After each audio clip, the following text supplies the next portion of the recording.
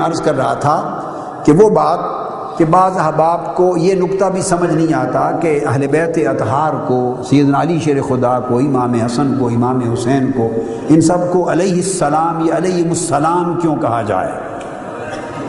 ایک بات یاد رکھ لیں، اہل سنت کی جمیع کتب، حدیث کی، شرح حدیث کی، تفسیر کی، فقہ کی، تصوف کی، تفسیر کی، ائمہ تفسیر کی، سینکڑوں کتب اٹھا کے دیکھ لیں، آج کی نہیں، میں 1200 سال کی تاریخ علم کی بات کر رہا ہوں۔ آپ ان کتابوں کو پڑھیے، ہمارے ائمہ تفسیر، ائمہ حدیث، ائمہ تصوف و معرفت اور ائمہ فقہ اور ائمہ تاریخ اہل سنت کے سارے جب اہل بیت اطہار کے ائمہ کا ذکر کرتے تو ان کے نام کے ساتھ اکثر اوقات علیہ السلام لکھا کرتے ہیں۔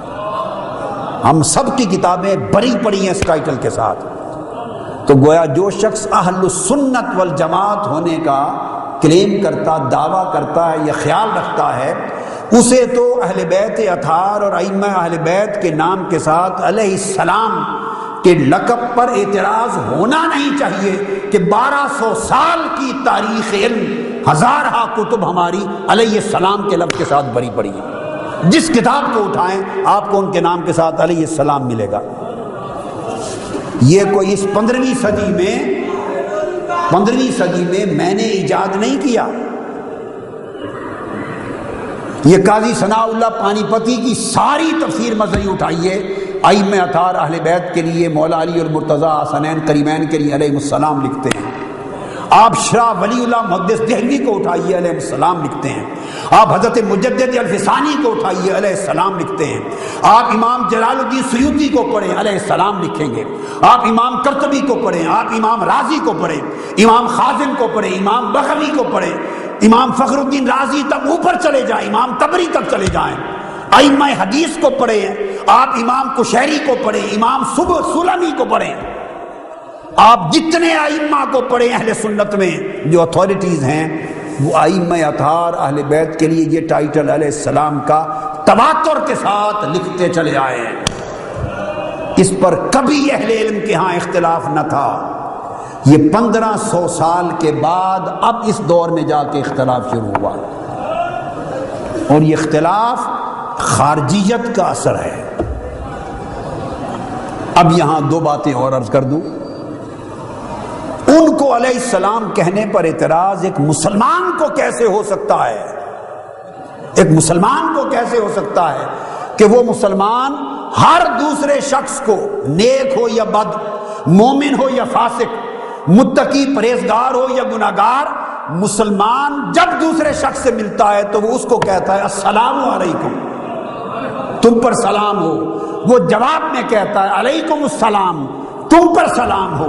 ارے تم پر سلام ہو تب بھی جائز ہے، ہم پر، مجھ پر سلام ہو تو آپ کے ہاں تب بھی جائز ہے، اور حضرت علی اور حسنین پر سلام ہو تو ناجائز ہو گیا۔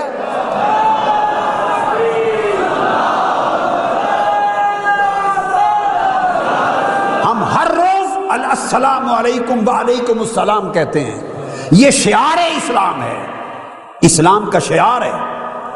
اور پھر شریعت کا قاعدہ کلیہ ہے کہ اگر کوئی شخص کسی غائب شخص کا آپ کو سلام کہے، غائب شخص کا کوئی سلام پہنچائے تو سنیے آپ جواب کیا دیں گے؟ آپ کہیں گے وعلیک وعلیہ السلام۔ اب وہ سیدھا علیہ السلام بھی آ گیا۔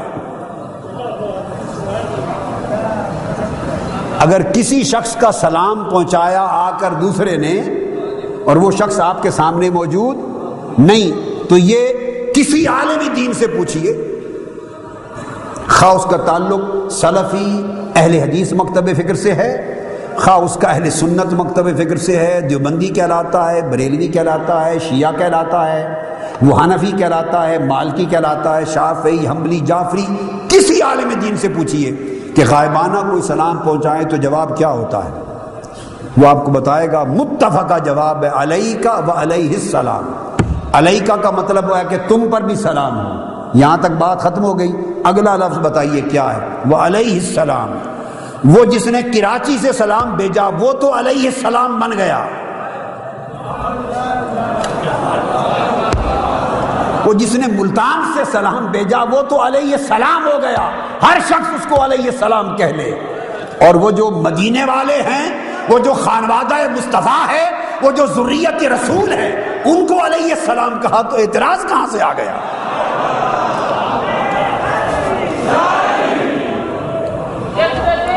آگے سنیے، پھر ہر شخص نماز پڑھتا ہے، ہر شخص نماز پڑھتا ہے اور تشہد نہیں ہوتا اس وقت تک جب تک آپ حضور پر سلام نہ بھیج لیں۔ اب وہ کہتے ہیں بعض احباب کی سمجھ میں جو مغالطہ ہے، وہ کہتے ہیں حضور علیہ السلام کو تو علیہ السلام کہہ سکتے ہیں، انبیاء کو کہیں، مگر آئیے نماز سے پوچھیں کہ کس کس کو کہہ سکتے ہیں۔ اور ذرا نماز سے پوچھتے ہیں، یہ تو پانچوں وقت پڑھی جانے والی نماز ہے، اس کا تو کوئی انکار نہیں کر سکتا۔ ہم کہتے ہیں تشہد میں السلام علیک ایھا النبی ورحمۃ اللہ وبرکاتہ، سلام ہو آپ پر یا نبی صلی اللہ علیہ وسلم، اور اللہ کی رحمتیں اور برکتیں ہوں۔ جب یہ کہہ چکے تو آقا علیہ السلام نے تلقین فرمائی جب مجھ پر سلام بھیج چکو تو اس کے بعد کہو کیا؟ والسلام علینا وعلی عباد اللہ الصالحین، اب ہم پر بھی سلام ہو اور حضور کی امت کے سب اولیاء و صالحین پر سلام ہو۔ ارے ہر نمازی نماز میں اپنے آپ کو تو علیہ السلام بنا رہا ہے، ہر نمازی علیہ السلام بن گیا، نماز میں ہر نمازی علیہ السلام ہو گیا۔ سلام علینا، ہم پر سلام ہو، اپنے اوپر سلام کرنا ہر نمازی کے لیے جائز ہو گیا۔ اور ارے کچھ وہ بھی تھے جن پر نمازیں فخر کرتی تھیں، انہیں علیہ السلام کہا تو کس چیز کا اعتراض بنا اور کہاں سے بنا؟ میں تو اس اعتراض کی اصل آج تک سمجھ نہیں سکا کہ اس کی جڑ کیا ہے، اس کی جڑ کیا ہے۔ حتیٰ کہ دوستو اگر کافر لوگوں سے آپ کی ملاقات ہو، غیر مسلموں سے، کیا اجتماع میں غیر مسلم بیٹھے ہوں اور مسلمان بھی ہوں تو انہیں بھی جب جائیں تو پھر بھی سلام کہنا واجب ہے، مگر کلمات ہوں گے السلام علی من اتبع الہدی، آپ میں سے جس نے ہدایت کی پیروی کی اس پر سلام ہو، تو ہر ہدایت کے پیروی کرنے والے کو بھی علیہ السلام بنا دیا۔ تو ہدایت کی پیروی کرنے والا تو علیہ السلام بن جائے، اور جن کے وجود سراپا ہدایت ہیں اور منبع ہدایت ہیں، جن سے ہدایت کی نہریں چلی، ہدایت کے دریا چلے، اور جن کے قدموں سے ہدایت کے سمندر بہ گئے، اور کائنات انسانی نے جن کی دہلیز سے ہدایت لی، وہ علیہ السلام نہ ہوئے؟